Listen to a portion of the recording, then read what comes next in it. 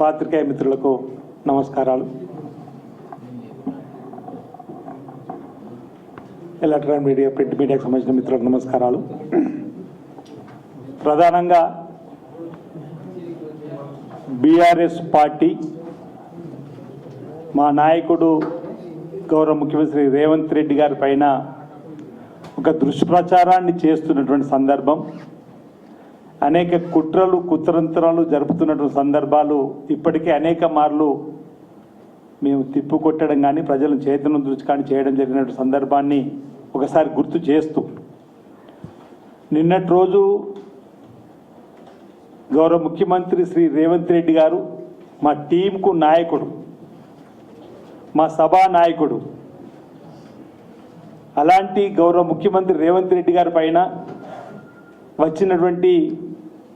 వ్యక్తిగత ఆరోపణలపైన అందుబాటులో ఉన్నటువంటి శాసనసభ్యులు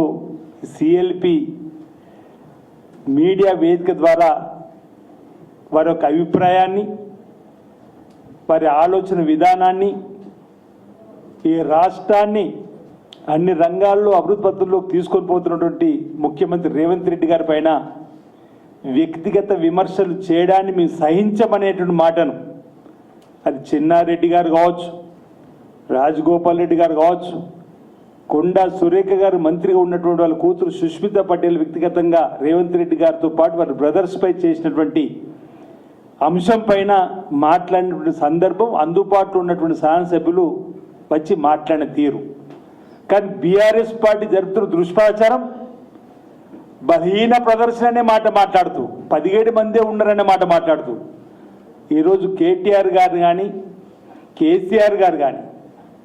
రేవంత్ రెడ్డి గారిని చూసి ఉలికి పడుతున్నారు, భయపడుతున్న తీరు కనిపిస్తూ ఉంది. ఈరోజు మా టీం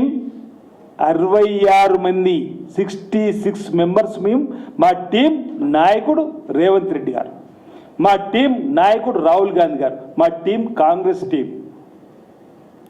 66 మందిని కలిసి సభా నాయకుడిగా ఈరోజు గౌరవ ముఖ్యమంత్రి రేవంత్ రెడ్డి గారిని ఎంపిక చేసుకునే క్రమంలో ముందుకు పోతున్నటువంటి తీరుతెన్నుల్లో జరుగుతున్నటువంటి కుట్ర కోణంలో భాగంగానే ఇలాంటి అంశాలు వస్తున్నటువంటి పరిస్థితిని చెప్పేటువంటి ప్రయత్నం చేసే సందర్భంలో వారికి పెట్టుకున్నటువంటి సొంత డబ్బా, సొంత పత్రికలో ఇష్టానుసారంగా మాట్లాడేటువంటి మాట, బలహీన ప్రదర్శన మీది. 10 ఏళ్ళు రాష్ట్రాన్ని దాచుకొని 10 ఏళ్ల తర్వాత ప్రజలు మిమ్మల్ని పక్కన పెట్టిన తర్వాత ప్రతి ఎన్నికల్లో మీ బలహీన ప్రదర్శన 0. లోకసభలో మీ తీరుతెన్నులు చూసి సర్పంచ్ ఎన్నికల్లో, మున్సిపల్ ఎన్నికల్లో మీకు ఇచ్చిన స్థానాన్ని గుర్తు చేసుకోమంటున్నాం. ఈరోజు ప్రతి నిత్యం 18 గంటలు కష్టపడుతూ ముఖ్యమంత్రి రేవంత్ రెడ్డి గారు అప్పుల రాష్ట్రంగా మారినటువంటి రాష్ట్రాన్ని మళ్ళీ అభివృద్ధి పథంలో తీసుకొని పోయేటువంటి ప్రయత్నం చేస్తున్నటువంటి తరుణంలో ఓర్వలేకనే ఈరోజు ప్రతిపక్షాలకు సంబంధించినటువంటి వారి కుట్రలు, వారి కుతంత్రాలు, వస్తున్నటువంటి తీరుతెన్నులు తప్ప మరొకటి కాదన్నమాట సందర్భంగా చెప్తూ, ఈరోజు మాకు ఆల్ ఇండియా కాంగ్రెస్ కమిటీ అధ్యక్షులుగా మల్లికార్జున్ ఖార్గే, ప్రదేశ్ కాంగ్రెస్ కమిటీ అధ్యక్షులుగా మహేష్ కుమార్ గౌడ్ గారు, ఈ పార్టీతోని గౌరవ ముఖ్యమంత్రి రేవంత్ రెడ్డి గారు మంత్రివర్గ సభ్యులు సమన్వయపరుచుకుంటూ రాష్ట్రాన్ని ముందుకు తీసుకుపోతున్నటువంటి తీరును రాష్ట్ర ప్రజలందరూ కూడా గమనిస్తున్నటువంటి వేళ ఈరోజు ఒకరిద్దరు విమర్శలు